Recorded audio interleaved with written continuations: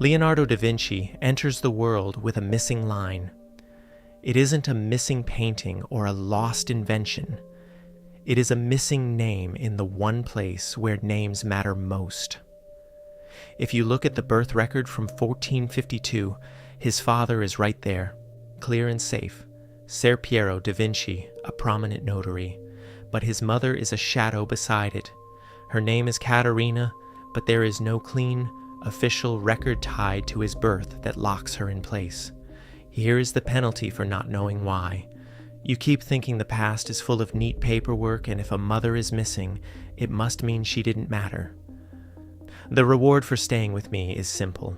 You will see how that missing record can be the loudest clue of all, because it tells you exactly what kind of world Leonardo was born into. Leonardo was born illegitimate. That single word changes everything on the page. In a world where status decided your future, a powerful father had reasons to keep certain things off the books. Notaries like Piero rarely documented these unions formally because of social stigma and legal complications for the family. So Leonardo's story begins not with a clean birth announcement, but with a gap that invites a fight. A boy arrives. A father with a public job stands tall. A mother stands low. The paper follows the power. That gap is what makes Leonardo famous in a strange second way, not only as the man people talk about, but as the child whose mother people still chase. And the chase has split into two main paths. One path leads to a local peasant woman named Katerina di Lippi, an orphan girl from Tuscany. But the other path leads somewhere much darker and more distant. It starts with a document dated November 2nd, 1452. This paper sat in Florence's state archives for 500 years, waiting for someone to notice how close it sits to the moment that created one of the most famous names on Earth. Scholar Carlo Vecchie found it there. The act records Ser Piero da Vinci doing his job as a notary. He is notarizing the manumission, the freeing of a young enslaved woman named Katerina. This Katerina is described as being from the Circassian region in the modern north, Caucasus near southern Russia. She is freed by her owner, Ginevra d'Antonio Redditi. Just sit with that for a second. A young enslaved woman named Katerina. A notary named Piero puts his signature on the paper that frees her. The date lands like a drumbeat. November 2nd, 1452, just 6 months after Leonardo's birth. These are facts with sharp edges. They make people lean forward because they invite a dangerous question. Was this Katerina Leonardo's mother? If Leonardo's mother was an enslaved woman from the Caucasus, then one of history's biggest icons begins in a place many people never pictured. It changes what Renaissance genius looks like when you trace the roots. It forces you to look straight at the power structure around his birth. A prominent notary, a low-status woman, a missing official link. Suddenly, the silence in the birth record looks less like an accident and more like protection. The record gives you strong pieces and then asks you to live with uncertainty. Timelines align, but there is no definitive DNA or baptismal proof that directly links the freed Katerina to Leonardo. But the document is real, the name is real, the date is real, and this opens a door to a reality of Renaissance Italy that often gets brushed aside. If Leonardo's mother was a Circassian slave, his story is tied to a global network of trafficking. The document describes her as de partibus Circassi, from the parts of Circassia. It frames her as schiava seu serva, slave or servant. This implies she was pulled from her home and pushed into a system where her body and labor had a price. Her choice, in a world like that, is not a free choice. It is survival inside a trap. The name Katerina itself is a clue. It looks harmless, like any mother's name. But in Renaissance Italy, Katerina could be a mask. It was the most common baptismal name for foreign female slaves because it honored Saint Catherine of Alexandria, a symbol of devotion and service. If you were an owner baptizing a newly enslaved woman from a Muslim or Eastern background, and you wanted her to look like a proper Christian servant, you picked a name that signaled obedience. You called her Katerina. In a 1458 census in Genoa, about 97.5% of slaves were female, and the name Katerina dominated the lists. So when you hear Leonardo's mother was Katerina, remember that the name might not be a personal identity. It might be a category. Leonardo grows up inside this split. On one side is his father, Ser Piero, a man of law, documents, and public trust. On the other side is his mother, a woman whose name might be a label placed on her by a system that erased her past. Ser Piero's problem was status. He was a rising notary. He needed alliances with prominent families to advance his career. Marrying a low-status woman, whether a peasant or a freed slave, would have damaged his reputation. So he made a choice. 6 months after Leonardo's birth, Ser Piero married Albiera Amadori, a woman from a fitting social level. He chose the path that helped his career. The consequence was lifelong. Leonardo grew up as the child who could not be fully folded into the clean public story. This illegitimacy wasn't just a social insult, it was a legal wall. In 15th century Florence, guilds controlled the professions that carried prestige. Like law and notary work, they demanded proof of legitimate birth. Leonardo was classified as spurious, a child born out of wedlock. That label meant he could not inherit his father's place. He could not walk into the notary guild. The door was locked before he could even try to open it. So what did Leonardo do? He moved. If the guild path was blocked, he had to find a path that did not demand the same papers. His family redirected him to art under Verrocchio. This choice was not a small pivot, it was a life reroute. Art training, as a craft path, could bypass the legal definition of spurious in a way the legal world could not. The famous story of Leonardo starts with a romantic image of genius rising from nowhere. The real story begins with class rules, guild locks, and a mother whose status made her son unfit for elite paperwork, no matter how sharp his mind was.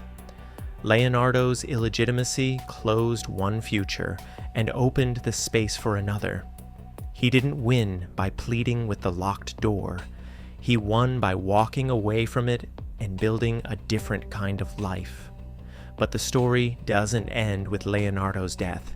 In fact, that is where the second chapter begins. Leonardo da Vinci left behind paintings, sketches, and ideas that still feel alive. But he did not leave behind children. That single fact has shaped the way people talk about him for centuries, like a locked door at the end of a hallway. No children means no descendants, people say. No descendants means no living thread. Then, in 2021, that locked door swung open in a way most people did not expect. 14 living Italians were identified as Leonardo's descendants. They range in age from a baby to an 85-year-old. They are farmers, artists, and professionals living near Vinci. This isn't because Leonardo secretly had a child, it's because his family kept going around him, like a river flowing past a rock. If you don't watch closely, you'll keep telling a simple story that isn't true, that Leonardo's line ended with him. The reward for staying is realizing that a famous person can have living descendants through family lines that ran beside them. Leonardo's father, Ser Piero, had at least 22 children from multiple marriages. That number changes the whole family map. It means Leonardo grew up connected to a wide web of half-siblings. Leonardo had no children, so his direct line stops. Yet his paternal line, the male line tied to the Y chromosome passed from father to son, kept moving forward through his father's other sons. Two historians, Alessandro Vezzosi and Agnese Sabato took on the task of mapping this. They built a family tree across 21 generations, covering 690 years. They started with Michel, Leonardo's great-great-great-grandfather, born in 1331. They didn't just guess. They hunted for proof in the places where daily life leaves marks: parish records, tax documents, wills, and notary acts. They corrected errors and built a tree with over 225 individuals from the 15th century onward. One son matters most for the modern claim: Domenico, born in 1486, a half-brother of Leonardo. The genealogical line runs through Domenico's descendants. This is the setup that makes the modern DNA story work. The 14 living relatives identified in 2021 sit on the far end of that line. They share the direct paternal lineage that Leonardo shared through his father. This matters because of a tiny strip of biology, the Y chromosome. The Y chromosome is passed from father to son in an unbroken male line. It acts like a family seal that doesn't wash off. Because Leonardo had no children, you can't get his genetic profile from his own offspring, but you can get it from the men who share his paternal line. The Leonardo Da Vinci DNA project is using this connection to do something seemingly impossible. They are testing the Y chromosome markers in these living male relatives to build a reference profile. This profile becomes a signature of the Da Vinci male line. And now the story turns toward France because that is where the bones wait. Leonardo was buried at Amboise Castle in the St. Hubert Chapel in 1519, but the burial was disturbed in the 19th century. The tomb now holds fragmented bones and relics. It is a mixed and damaged place, which means identity is uncertain. The whole mission becomes a search for a match that can rise above the mess. When a grave is messy, you need a strong filter. The male line signature is that filter. The project moves step by step. First, they check autosomal and mitochondrial DNA to verify the sex and age of the remains. They use radiocarbon dating to make sure the bones are from the right century. Only then do they turn to Y chromosome sequencing. If the Y chromosome pattern in the remains matches the living relative's signature, it would strongly support that the bones belong to Leonardo. Not because of legend, but because the biology fits the map.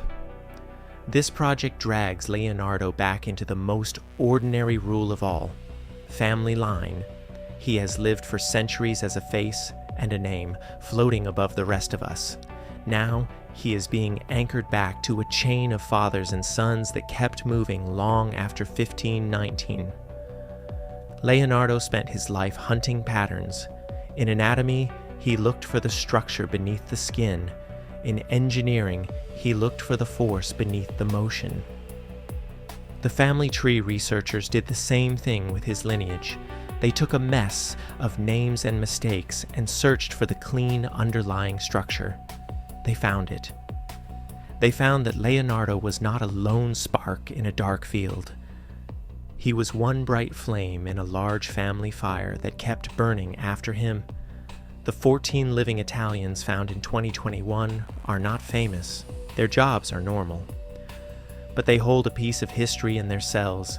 The penalty of ignoring this is thinking that Leonardo is a sealed mystery. The reward is seeing that even a man who left no children is still connected to the living world. So land the payoff on Leonardo. He starts life with a blank space next to him, a missing mother, a spurious status, a blocked door. He ends life with a name carved into human culture. But between those 2 points, there is a web of people who made his story possible. A mother who may have been trafficked and renamed, a father who chose status over her, a half-brother whose line carried the family DNA forward. Leonardo da Vinci drew the human heart like he was holding it in his hand. He mapped the vessels and the chambers with calm precision. Now, centuries later, we are finally mapping him. Not with a pencil, but with the lines of ink in dusty archives and the lines of code in living cells. The greatest drafter of lines in history begins with the one line nobody can fully draw and ends with a line that connects him to us in a way nobody expected.